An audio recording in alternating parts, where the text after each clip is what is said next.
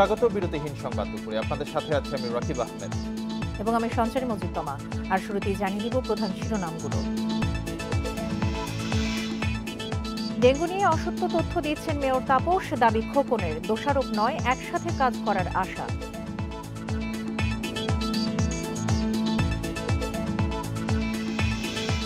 নির্বাচনের পর বিএনপির উপর দমনপীড়ন হয়নি, দাবি কাদেরের। দুর্নীতিবাজদের কোনো ছাড় দেয়া হবে না।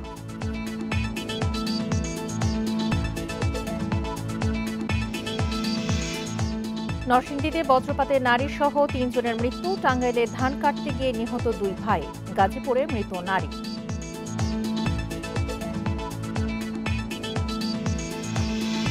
রাজধানী সহ বিভিন্ন এলাকায় বৃষ্টিতে কমেছে তাপমাত্রা, জনমনে স্বস্তি। 23শে মে পর্যন্ত বৃষ্টি হওয়ার পূর্বাভাস।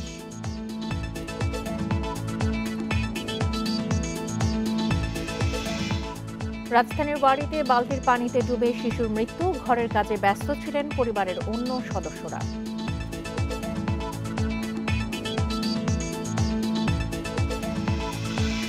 শুনছিলেন শিরোনাম, এবারে চলে যাচ্ছে পুরো খবরে। ডেঙ্গু নিয়ন্ত্রণ নিয়ে ঢাকা দক্ষিণ সিটি কর্পোরেশনের মেয়র শেখ ফজলে নূর তাপসের বক্তব্য মনগড়া ও অসত্য বলে দাবি করেছেন ঢাকা ৬ আসনের সংসদ সদস্য এবং ডিএসসিসির সাবেক মেয়র সাইদ খোকন। দুপুরে জাতীয় প্রেস ক্লাবে সংবাদ সম্মেলনে এই দাবি করেন তিনি। খোকন বলেন, তিনি মেয়র থাকার সময় ডেঙ্গু নিয়ন্ত্রণে আপ্রাণ চেষ্টা করেছে দক্ষিণ সিটি কর্পোরেশন। ২০১৯ সালে ঢাকা সহ সারা দেশে ব্যাপক ডেঙ্গু রোগী শনাক্ত হয়েছিল।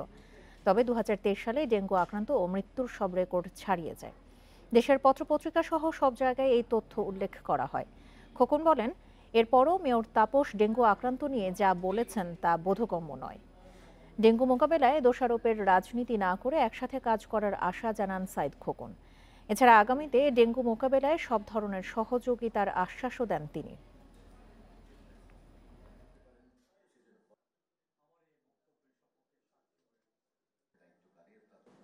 2019-এর তুলনায় 2023 সালে ঢাকায় রোগীর সংখ্যা 42,000 কম ছিল বলে একজন দায়িত্বশীল কর্তৃপক্ষের দায়িত্বশীল ব্যক্তি উল্লেখ করেছেন এবং স্বাস্থ্য অধিদপ্তরের তথ্য মতে এটা অসত্য। ডেঙ্গু পরিস্থিতি নিয়ে কথা বলতে মোহাম্মদপুর থেকে আমাদের সঙ্গে যোগ দিচ্ছেন স্বাস্থ্য অধিদপ্তরের সাবেক পরিচালক ডাক্তার বেনজির আহমেদ। ডাক্তার বেনজির আহমেদ, আপনাকে স্বাগত জানাচ্ছি ইন্ডিপেন্ডেন্ট সংবাদে। ডাক্তার বেনজির আহমেদ, আমরা সবসময় দেখি যে প্রতি বছরই ডেঙ্গু মৌসুম আসার পরে দায়িত্বপ্রাপ্তদের নানা ধরনের তোড়জোড় দেখা যায়। এটি কেন হয়, আর সারা বছরই ডেঙ্গু নিয়ন্ত্রণে কি ধরনের পদক্ষেপ নেওয়া যায়?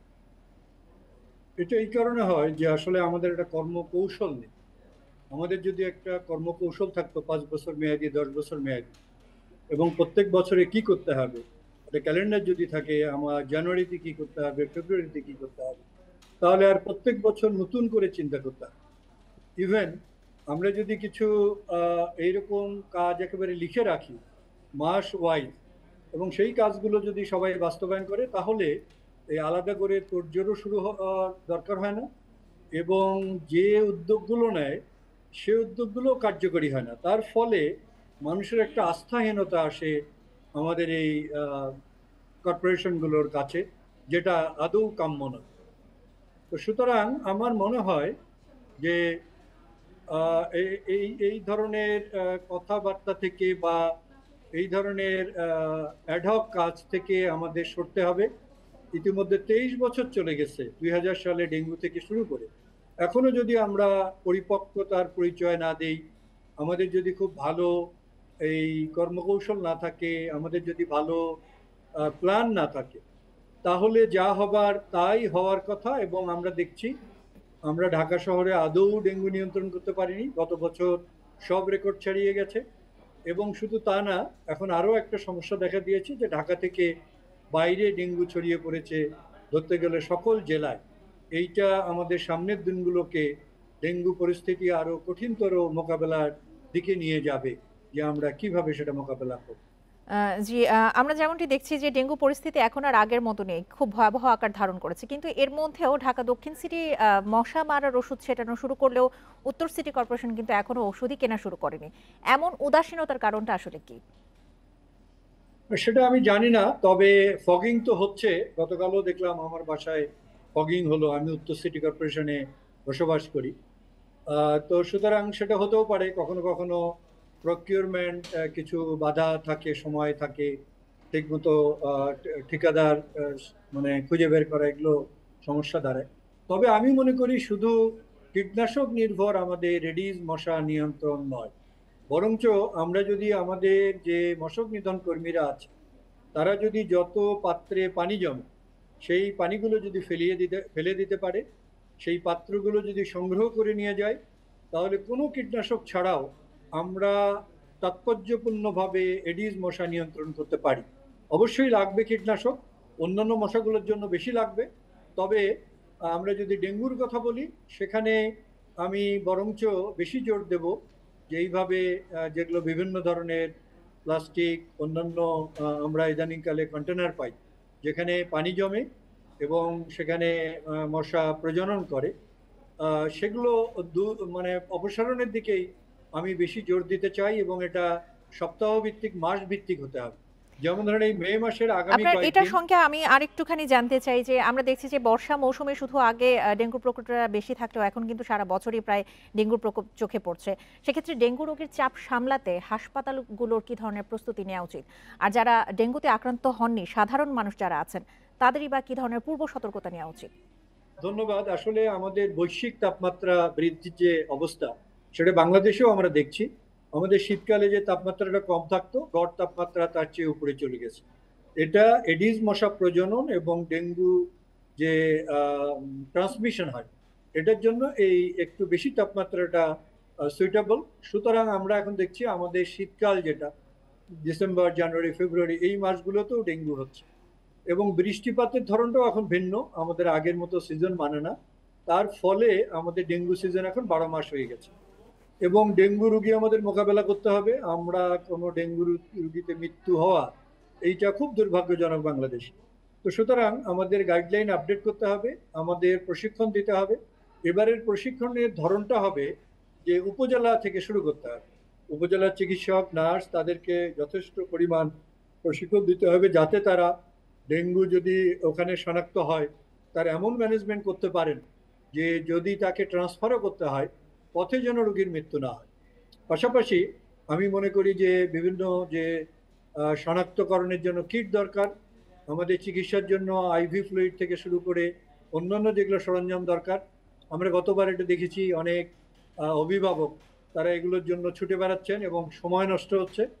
এবং আরেকটা জিনিস করতে হবে, এবার উপজেলা পর্যায়েও ডেঙ্গু শনাক্তকরণের কিটটা দিতে হবে। কেননা এখন গ্রামে যেহেতু ডেঙ্গু হচ্ছে, মানুষ যেন সহজে এবং খুব তাড়াতাড়ি পরীক্ষা করে রোগ শনাক্ত করতে পারে এবং তারপরে যাতে ম্যানেজমেন্টের মধ্যে ঢুকে যায়, যাতে করে মৃত্যু কম হয়। এই মানে আমার মনে হয় 2-3 ভাবে পদক্ষেপ নেওয়া উচিত। প্রথমে ডেঙ্গু যেন না হয়, এটা একটা উদ্যোগ, আর ডেঙ্গু হলে যেন মৃত্যু না হয়, এটা আর একটা উদ্যোগ। এইভাবে পদক্ষেপগুলো ডাক্তার সুবিন্যস্ত বেনজির আহমেদ, করা। আপনাকে অসংখ্য ধন্যবাদ আপনার পরামর্শের জন্য। আশা করি কর্তৃপক্ষ এই বিষয়গুলো নজরে আনবেন। আমাদেরকে সময় দেওয়ার জন্য আপনাকে অসংখ্য ধন্যবাদ। নির্বাচনের পর বিএনপির উপর কোনো দমনপীড়ন হয়নি। যুক্তরাষ্ট্রে আন্দোলনকারীদের সঙ্গে যে আচরণ করা হচ্ছে, সেরকম আচরণ বিএনপি নেতাকর্মীদের সঙ্গে কোথাও করা হচ্ছে না বলে জানিয়েছেন আওয়ামী লীগের সাধারণ সম্পাদক ওবায়দুল কাদের। দুপুরে ধানমন্ডিতে সংবাদ সম্মেলনে এসব জানান তিনি। এ সময় ওবায়দুল কাদের বলেন, বিএনপি ভারত বিরোধিতার বিষয়টিকে পুনর্বিবেচনা করে মধ্যপন্থার কথা ভাবছে। গণমাধ্যমে এ ধরনের তথ্য পাওয়া গেছে। পরে বিশ্ব অর্থনীতি খুবই সংকটপূর্ণ উল্লেখ করে ওবায়দুল কাদের বলেন, এ পরিস্থিতিতে টিকে থাকাই কঠিন, তবে উত্তরণের সর্বাত্মক চেষ্টা করছে সরকার। দুর্নীতির সঙ্গে সম্পৃক্ত কেউ রেহাই পাবে না বলেও হুঁশিয়ারি দেন ওবায়দুল কাদের। পরে এক প্রশ্নের জবাবে বলেন, দেশে বর্তমানে 19 থেকে 20 বিলিয়ন ডলার রিজার্ভ রয়েছে।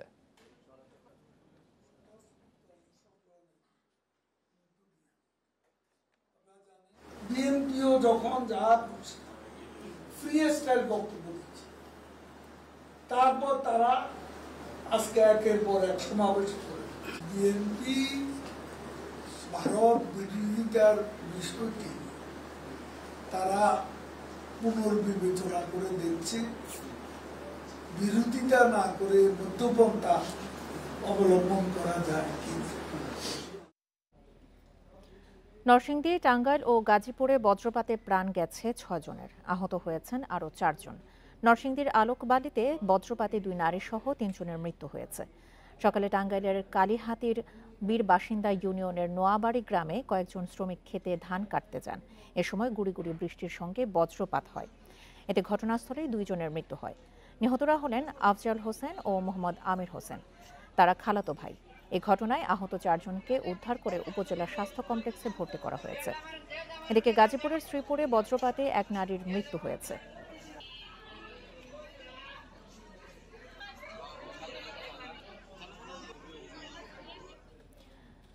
বজ্রপাত নিয়ে আলোচনা করতে রাজধানীর আগারগাঁও থেকে আমাদের সঙ্গে এই মুহূর্তে যোগ দিচ্ছেন আবহাওয়াবিদ জনাব বজলুর রশিদ। জনাব বজলুর রশিদ, আপনাকে স্বাগত জানাচ্ছি ইন্ডিপেন্ডেন্ট সংবাদে। আমরা যেমনটি দেখছি যে প্রতি বছরই বর্ষা মৌসুমে বজ্রপাতে অনেক মানুষের প্রাণহানি ঘটছে। এ থেকে বাঁচার আসলে উপায় কি?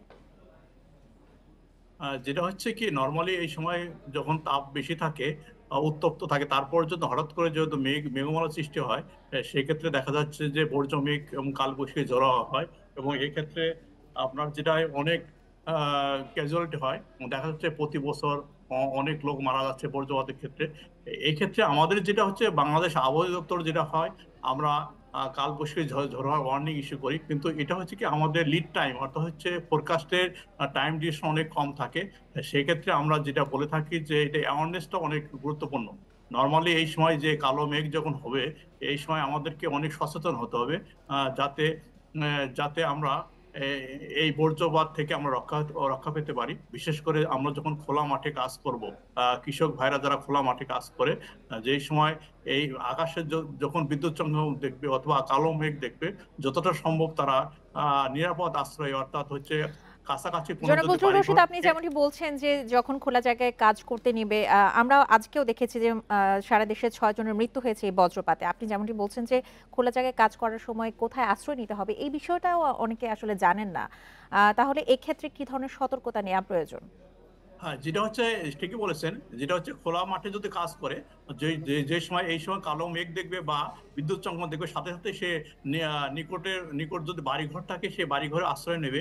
আর একান্ত যদি বাড়িঘর নাই থাকে, ধরেন খোলা মাঠে শুধু গাছ আছে, সে কি করবে, আপনার ওই গাছের কাছাকাছি যাবে না, একবারে গাছ থেকে হয়তো 5-6 ফিট দূরে থাকবে, এবং যতটা সম্ভব সে বসে পড়বে এবং পায়ে পন্স ইউজ করবে। এবং যদি কোনো একটা, বিশেষ করে নদীতে যারা অবস্থান করে, এটা আরো বিপজ্জনক, কারণ নদীতে যেটা হয় কি, যদি নৌকা থাকে, নর্মালি যদি নৌকার উপর লোক থাকে, তাকে অনেকটা টার্গেটে পড়ে যায়। অর্থাৎ ওই জায়গায় যদি কোনো একটা থান্ডারিং মেঘ থাকে, সেখানে বজ্রপাত হওয়ার সম্ভাবনা অনেক বেশি। সে যতটা সম্ভব যদি নৌকা যদি ছাদ থাকে, সে নৌকার ছাদের ভিতরে থাকবে, এবং যতটা সম্ভব সে নিকটতম কোনো একটা আশ্রয়, যেখানে বাড়ি ঘর আছে বা এই ধরনের জায়গাতে সে অবস্থান করবে। আর যেহেতু এই মেঘটা অল্প সময়ের জন্য থাকে, আধা ঘন্টা থেকে 1 ঘন্টা, এই জন্য এটাতে অল্প সময় যদি কাজ বিরতি রেখে তারা যদি আশ্রয় নেয় কোনো একটা বাড়ি ঘরের নিচে, অথবা আপনার যদি কিন্তু যেটা খোলা মাঠ যেটা থাকে, আপনার বিশেষ করে যাত্রী ছাউনি যদি থাকে, সেখানে তারা অবস্থান করবে। এবং এটাও খুবই অল্প সময়ের জন্য এই মেঘটা হয়ে থাকে, আধা ঘন্টা থেকে 1 ঘন্টা বড়জোর। এই সময় যদি সে রিস্কে সেফ রাখে, সেক্ষেত্রে এই ধরনের আপনার লাইটনিং স্ট্রাইক থেকে অনেকটা রক্ষা পেতে পারে। আরেকটি বিষয় আপনার কাছে জানতে চাই, আমরা বারবার বলছি যে বজ্রপাত হওয়ার পরে আমাদের কি করা উচিত, কিন্তু আমরা যদি একটু সতর্ক হতে পারি বা বুঝতে পারি যে বজ্রপাত কখন আঘাত হানছে, সেটি কি বোঝার কোনো উপায় আছে? হ্যাঁ, এটাও কিছুটা বোঝার, যেটা সাইন্টিফিক যেটা হচ্ছে, যদি বিদ্যুৎ চমকানো শুরু হয়, যদি দেখেন, যদি আমরা নর্মালি হচ্ছে কি, আমরা লাইটেনিং যেটা আর শব্দ, অর্থাৎ হচ্ছে বিদ্যুৎ, আমরা প্রথমে বিদ্যুৎ চমকানো দেখি, তারপরে শব্দটা আসে। যদি দেখা যাচ্ছে যে এটা আমরা টাইম গণনা করে, যদি দেখা যাচ্ছে যে সময় আপনার বিদ্যুৎ চমকানো দেখা যাবে, এবং তার শব্দটা যদি ঘন ঘন আমরা কাছে যদি তাড়াতাড়ি শুনতে পাই, তাহলে বুঝবো যে মেঘটা আমার দিকে এগিয়ে আসছে। সেই সময় সে কি করবে, যতটা সম্ভব সে নিজকে সেফ রাখার জন্য নিকটতম কোনো একটা আশ্রয় নেবে, অথবা যদি মাঠে থাকে, আমি যে কথা বললাম, যদি গাছ থাকে, গাছের কাছাকাছি যাবে, তবে গাছে গোড়ায় যাবে না, এবং যতটা সম্ভব সে ওখানে বসে পড়বে। এবং যেহেতু এটা অল্প সময়ের জন্য হয়, যদি সে সচেতন হয়, সেক্ষেত্রে এই ক্যাজুয়ালিটি অনেকটাই রক্ষা পাওয়া সম্ভব।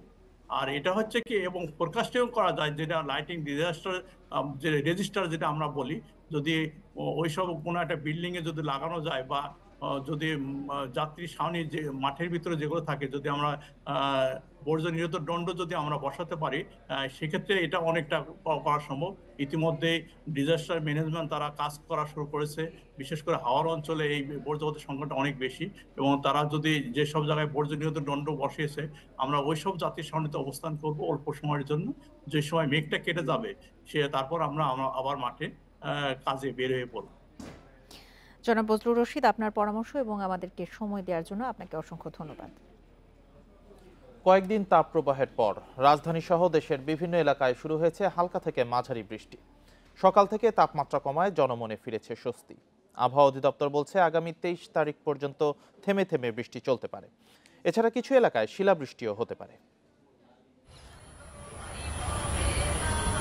টানা কয়েকদিন গরমের পর সকালে রাজধানীর আকাশ ছিল মেঘলা, কিছু এলাকায় হালকা বৃষ্টি হয়। পরিমাণে কম হলেও বৃষ্টি আর মেঘলা আবহাওয়ায় কমেছে গরমের প্রকোপ, স্বস্তি মিলেছে নগরবাসীর।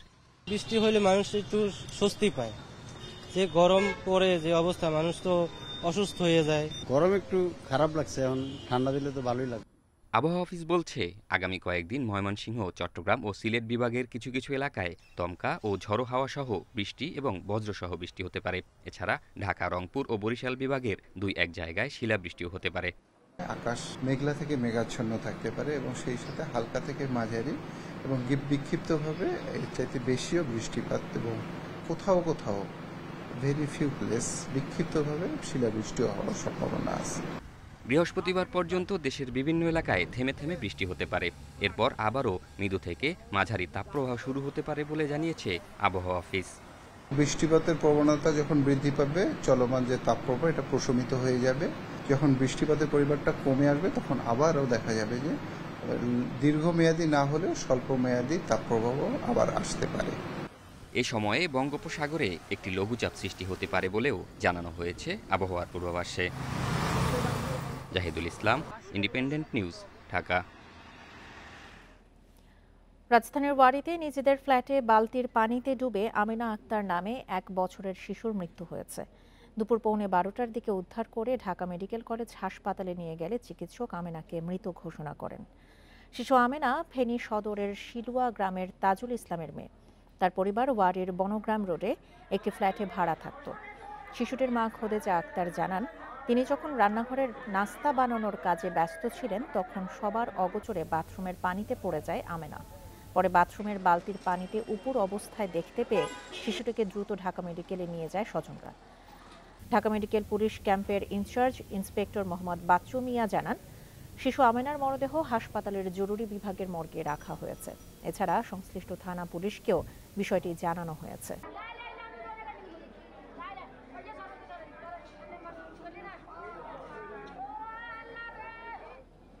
আপনারা দেখছেন বিরতিহীন সংবাদ দুপুর। সংবাদে অন্যান্য খবরের সাথে আরও যা থাকছে। বর্ষায় বিদেশি নয় দেশি গাছ লাগিয়ে দ্রুত বনায়নের তাগিদ, বৃক্ষরোপণ নীতিমালা দ্রুত প্রণয়নের পরামর্শ।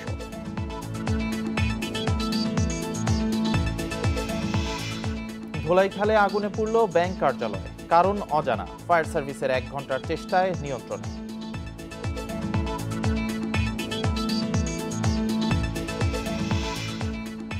বর্ষার আগেই রাজধানীর বিভিন্ন সড়কে সিটি কর্পোরেশনের পাশাপাশি ওয়াসা ও ডিপিডিসি শুরু করেছে খোঁড়াখুঁড়ি। এতে দুর্ভোগে পড়ছে সাধারণ মানুষ। এ নিয়ে বিস্তারিত জানাতে ইত্তেফাক মোড় থেকে আমাদের সঙ্গে যোগ দিয়েছেন সহকর্মী বনি ইবনে কামাল। বনি, প্রতি বছরই ঠিক বর্ষা শুরুর আগে কেন রাস্তা খোঁড়াখুঁড়ি শুরু হয়? শীতকালে বা শুকনো মৌসুমে কেন হয় না, বা এই সময়ের মধ্যে কেন কাজগুলো শেষ করে ফেলা হয় না? এ নিয়ে কি বলছেন আসলে দায়িত্বপ্রাপ্তরা?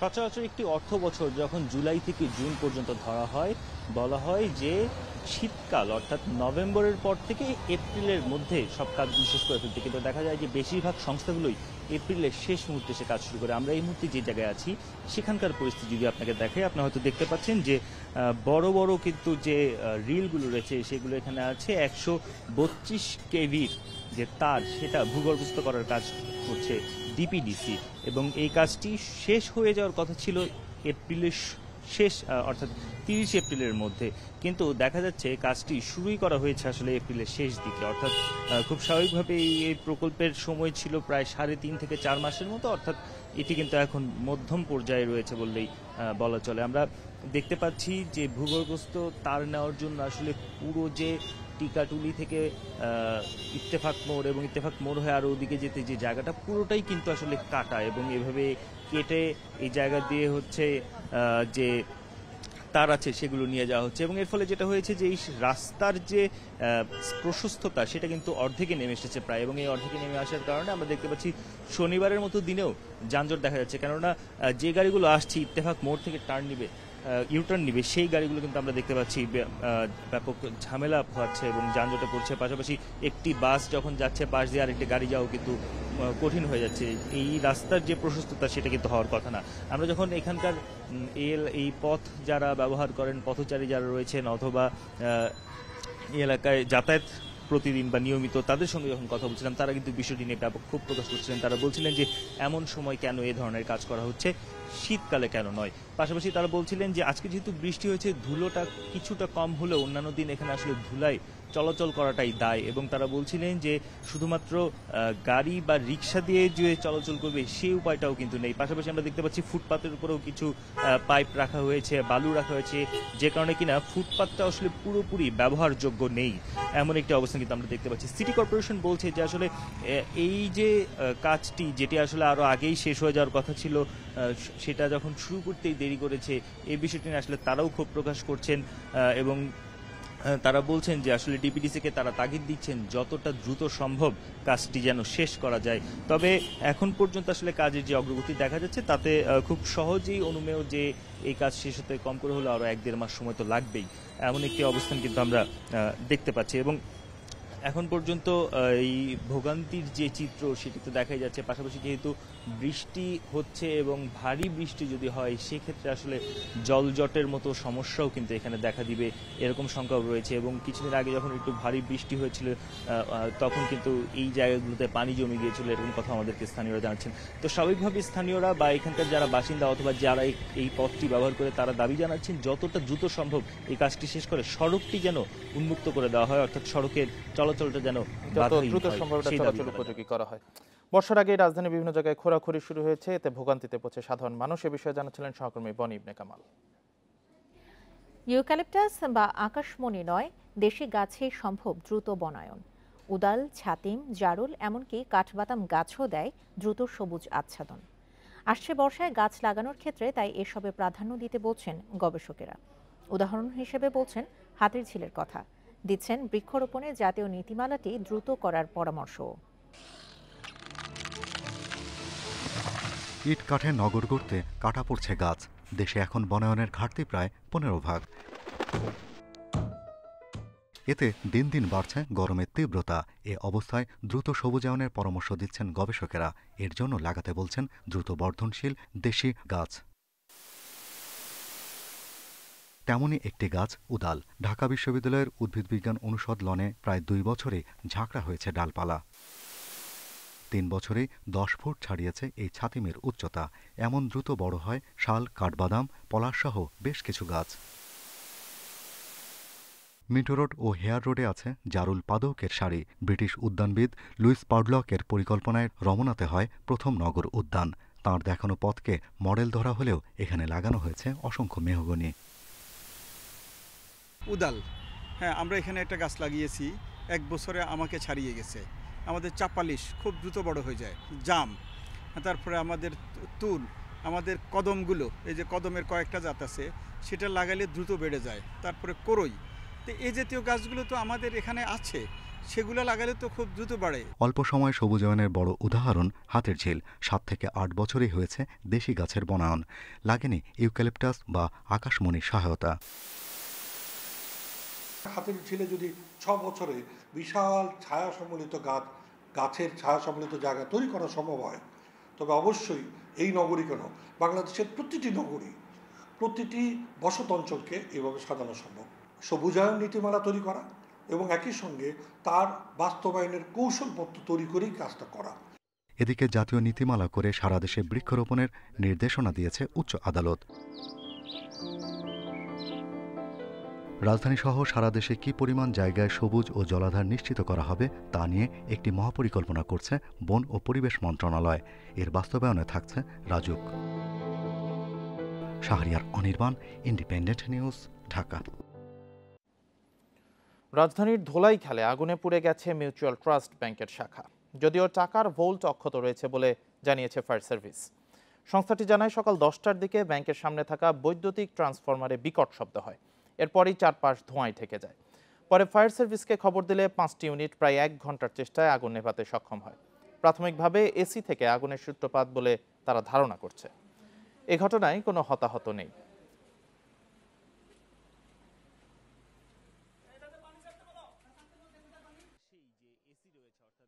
এই ট্রান্সফরমারটা বাস্ট হলো এখান থেকে শর্ট সার্কিট হয়ে এখান থেকে আগুনটা ছিটা গিয়া ওই এসিটার মধ্যে লাগলো। এসি থেকে পরে দেখি যে ভিতর থেকে ধোঁয়া বাইরেছে অনেক। আমরা হঠাৎ করে শুয়ে আছি, দেখি হঠাৎ করে দেখি যে ধোঁয়া অনেক। হ্যাঁ, ধোঁয়ার কারণে পরে প্রথম সিঁড়িতে নামা ধরছি, নামতে পারতেছি না ধোঁয়ার কারণে। পরে সাথে ওইটা পিছনে সিঁড়ি দিয়া অন্য বিল্ডিং দিয়ে নামছি। এসি থেকে শর্ট সার্কিট হয়েছে, ওইখান থেকে অগ্নি দুর্ঘটনা। যে সাইডে বল্ট আছে এবং যে সাইডে ক্যাশ আছে ওই সাইডে কোনো ঘটনা ঘটেনি। উল্টা সাইডে যে পেপার গুলি ছিল, ডকুমেন্টসগুলি ছিল, ওইখানে হয়তো কিছু ক্ষতি হয়েছে, কিন্তু ভল্টে কোনো ক্ষতি হয়নি। দ্বিতীয় ধাপের উপজেলা নির্বাচনে কর্মী সমর্থকদের নিয়ে শেষ মুহূর্তের প্রচারে ব্যস্ত প্রার্থীরা। বৃষ্টি আর বৈরী আবহাওয়া উপেক্ষা করেই চলছে ভোটের প্রচারণা। আচরণবিধি লঙ্ঘন সহ নানা পাল্টাপাল্টি অভিযোগের মাঝেই ভোটারদের দাঁড়ে দাঁড়ে যাচ্ছেন প্রার্থীরা। ভোট সুষ্ঠু করতে সব ধরনের পদক্ষেপ নেওয়া হচ্ছে জানিয়েছেন নির্বাচন কর্মকর্তারা। দ্বিতীয় ধাপে দেশের 157 উপজেলায় আগামী মঙ্গলবার ভোট গ্রহণ। তাই শেষ মুহূর্তের প্রচারে মুখর এসব নির্বাচনী এলাকা। ভোর থেকে রাত পর্যন্ত শহর গ্রামে চলছে প্রচার। বৃষ্টি আর বৈরী আবহাওয়া উপেক্ষা করে সকাল থেকে প্রচার চালাচ্ছেন সুনামগঞ্জের প্রার্থীরা। বৃষ্টিতে বড় সমাবেশ বন্ধ থাকলেও হাটবাজার চায়ের দোকানেই চলছে ভোটারদের সাথে জনসংযোগ। কিন্তু আমরা সেন্টারে নেওয়ার জন্য আপ্রাণ চেষ্টা করছি, ইনশাআল্লাহ আশা করি আমরা সন্তোষজনক ভোটার যাবে। দ্বিতীয় ধাপে ভোট হবে গোপালগঞ্জের কাশিয়ানী, মুকসেদপুর উপজেলা, যশোরের শার্শা, রাজবাড়ী, নাটোর ও শেরপুরে। নির্বাচনে জয় পেতে নানা প্রতিশ্রুতি দিচ্ছেন প্রার্থীরা। সেই সাথে আছে আচরণবিধি লঙ্ঘনে একে অপরের বিরুদ্ধে অভিযোগ। আমি রাস্তাঘাট, ব্রিজ, কালভার্ট যেগুলো বাকি রয়েছে সেই কাজগুলো করব। শেষ সময়ের প্রচারে ব্যস্ত পাবনার চাটমোহর, ভাঙ্গুড়া, ফরিদপুর উপজেলার প্রার্থীরা। ভাঙ্গুড়ায় চেয়ারম্যান পদে প্রার্থী হয়েছেন স্থানীয় সংসদ সদস্যের ছেলে গোলাম হাসনাইন রাসেল। অন্য প্রার্থীদের অভিযোগ ছেলেকে জেতাতে নানা কৌশল নিচ্ছেন এমপি মকবুল হোসেন। এদিকে হুমকির মুখে ভোটের প্রচারণা থেকে সরে গেছেন এমন অভিযোগ এক প্রার্থীর। এমপির ছেলে প্রার্থী আছে সেটাও বড় কথা নয়, যদি হুমকি দামকি, ভয় ভীতি এগুলো যদি না করত। বিভিন্ন হুমকি ধামকি দিয়ে সরাই রাখতেছে বা বিভিন্ন পর্যায়ে তাদেরকে আটকায় রাখা হচ্ছে যেন তারা ভোট সেন্টারে না যায়। কোনো প্রভাবের কোনো সুযোগ নাই। এই ভাঙুর উপজেলাবাসী বুঝতে পেরেছিলেন যে উনি এই ভাঙুরকে নিয়ে ষড়যন্ত্র করছে, যে কারণে ওনাদেরকে জনগণ প্রত্যাখ্যান করেছে। ভোটাররা বলছেন এলাকার উন্নয়নের শত যোগ্য প্রার্থীকে চেয়ারম্যান হিসেবে চান তারা। রোববার মধ্যরাতে শেষ হচ্ছে দ্বিতীয় ধাপের উপজেলা নির্বাচনের প্রচার প্রচারণা। সোহেলি জাহান, ইন্ডিপেন্ডেন্ট নিউজ।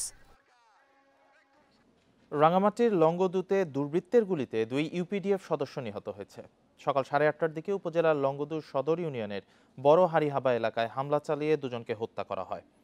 নিহতরা হলেন তিলক চাকমা ও ধন্যরাম চাকমা। স্থানীয়দের দাবি নিহত দুজন ইউপিডিএফ এর কালেক্টর হিসেবে কাজ করতেন। শুক্রবার রাতে ইউপিডিএফ এর এই 2 সদস্য মনপুদি বাজার এলাকার একটি বাড়িতে অবস্থান নেয়।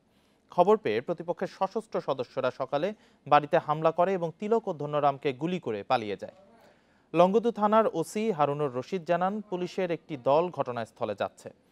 এদিকে হত্যার জন্য জনসংহতি সমিতি জেএসএস-কে দায়ী করেছে ইউপিডিএফ, তবে হামলার অভিযোগ অস্বীকার করেছে জেএসএস।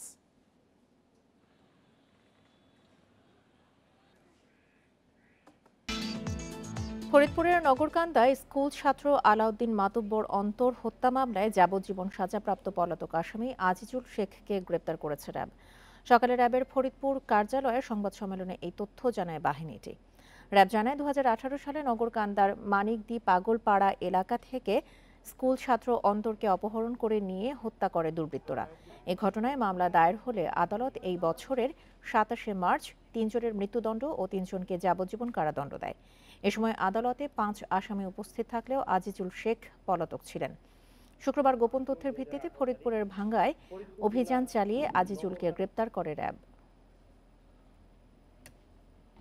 পাকিস্তান ভিত্তিক ব্যাংক আল-ফালার বাংলাদেশের কার্যক্রম কিনে নিচ্ছে দেশের ব্যাংক এশিয়া পিএলসি। সম্প্রতি ব্যাংক আল-ফালার বাংলাদেশে অংশের কার্যক্রম বিক্রির অনুমোদন দিয়েছে পাকিস্তানের কেন্দ্রীয় ব্যাংক। এক বিজ্ঞপ্তিতে দেশটির স্টক এক্সচেঞ্জের বিনিয়োগকারীদের বিষয়টি জানানো হয়েছে। ব্যাংক আল-ফালা পাকিস্তানের অন্যতম বড় বাণিজ্যিক ব্যাংকগুলোর একটি। কার্যক্রম চালানোর সুবিধার্থে বাংলাদেশে তাদের পুরো সম্পদ এবং দায় বিক্রি করে দিচ্ছে ব্যাংকটি। 2005 সালে বাংলাদেশে কার্যক্রম শুরু করা ব্যাংকটির 7টি শাখা রয়েছে। গত বছর ব্যাংক আল-ফালা বাংলাদেশের কর পরবর্তী মুনাফা ছিল 43 কোটি টাকার বেশি। এদিকে তৃতীয়বারের মতো বিদেশি কোনো ব্যাংকের কার্যক্রম কিনে নিচ্ছে ব্যাংক এশিয়া। আফগানিস্তানের মধ্যাঞ্চলীয় বামিয়ান প্রদেশে বন্দুকধারীর হামলায় 4 জন নিহত হয়েছে। নিহতদের মধ্যে একজন আফগান নাগরিক ও 3 জন বিদেশি পর্যটক ছিলেন বলে জানিয়েছে দেশটির স্বরাষ্ট্র মন্ত্রণালয়। এছাড়া 4 বিদেশি ও 3 আফগান নাগরিক আহত হয়েছে বলেও জানানো হয়েছে। এই ঘটনায় 4 জনকে আটক করেছে পুলিশ। তবে কোনো সশস্ত্র গোষ্ঠী এখনও এই হামলার দায় স্বীকার করেনি। আফগানিস্তানের তালেবান সরকার হামলার নিন্দা ও ক্ষতিগ্রস্ত পরিবারের প্রতি শোক জানিয়ে সমস্ত অপরাধীকে খুঁজে বের করার প্রতিশ্রুতি দিয়েছে। এদিকে নিহত 3 জন বিদেশি স্পেনের নাগরিক বলে জানিয়েছে দেশটির পররাষ্ট্র মন্ত্রণালয়। একই সাথে এই ঘটনা নিবিড়ভাবে পর্যবেক্ষণ করা হচ্ছে বলেও জানিয়েছে স্পেন।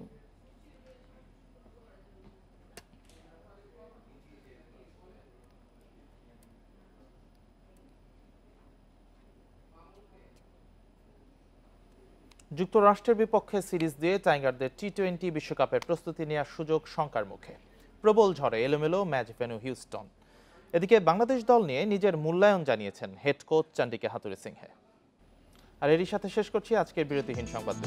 এছাড়া ইন্ডিপেন্ডেন্ট টেলিভিশনের সব খবর আরও বিস্তারিত জানতে চোখ রাখুন ফেসবুক, ইউটিউব এবং এক্সে। ধন্যবাদ সবাইকে। আমন্ত্রণ পরের আয়োজনে।